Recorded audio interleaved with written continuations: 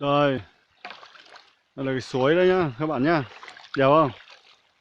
Đấy, hôm nay trời âm u nên nhìn hơi tối tối, nhìn có sương nữa không? Được chưa? Cho các bạn đi xem suối quê mình nhá. Suối đang chả thấy có cá đâu. Nó nước chảy róc rách này.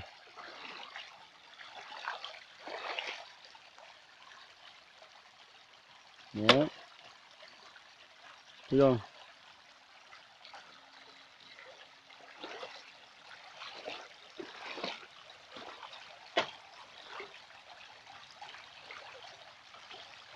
Đấy, nước chảy trong bụi ra nhá. Thấy chưa?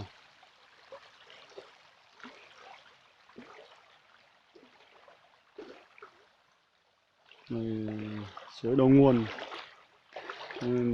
nước không lớn lắm.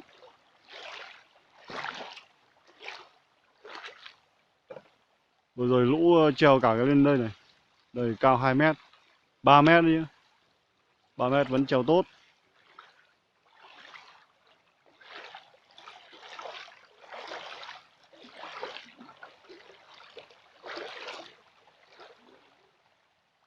Được chưa?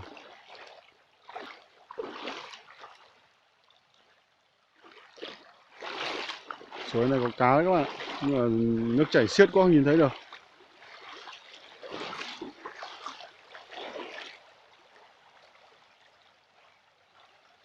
Chưa? Nhìn đẹp chưa?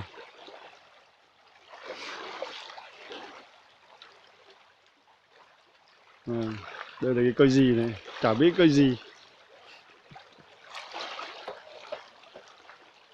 Đây là cái cây gì mà cũng chả biết là cái cây gì. À ngoài ra tên nó là cây gì? Tên cây này là tên cây gì này? Cây này ăn tốt này. Này cái lá của nó, lọc của nó ăn được gỏi cá này.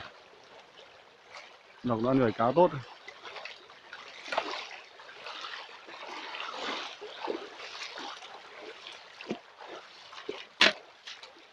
Đó, đây có con cua. Bắt cua các bạn xem này.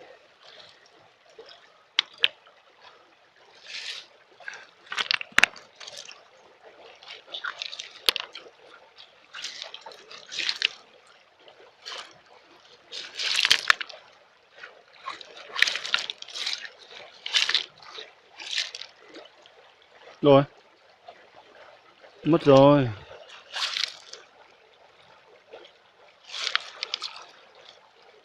Ơ, mất rồi. Chạy mất đi đâu nhỉ? Rõ ràng thấy có cái màng ở đây.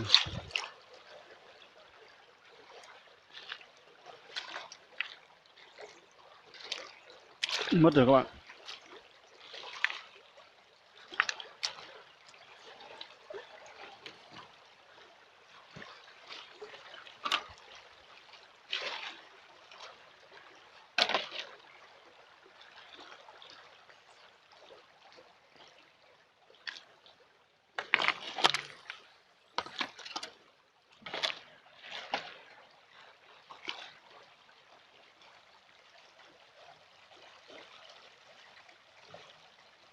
Đấy, ui, nhìn nhỏ nhỏ này thôi nhá, lũ lên là kinh khủng luôn đấy. Cái suối này này, lũ lên là kinh lắm.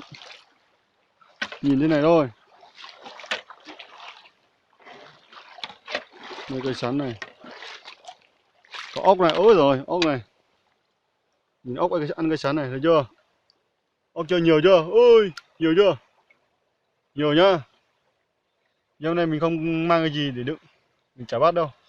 Để đây. Cái này làm bẫy tốt này. Cây sắn nào mà bó xuống là ốc vằn này sao nó ăn này.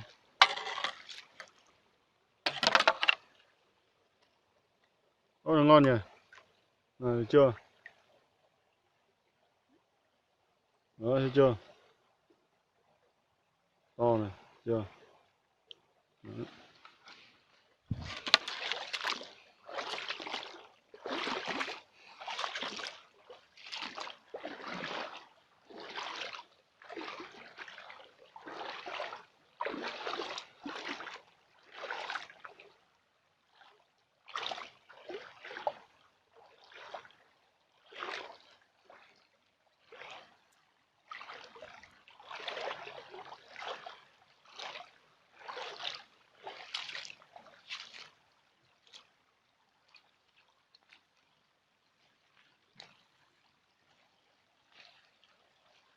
Chưa.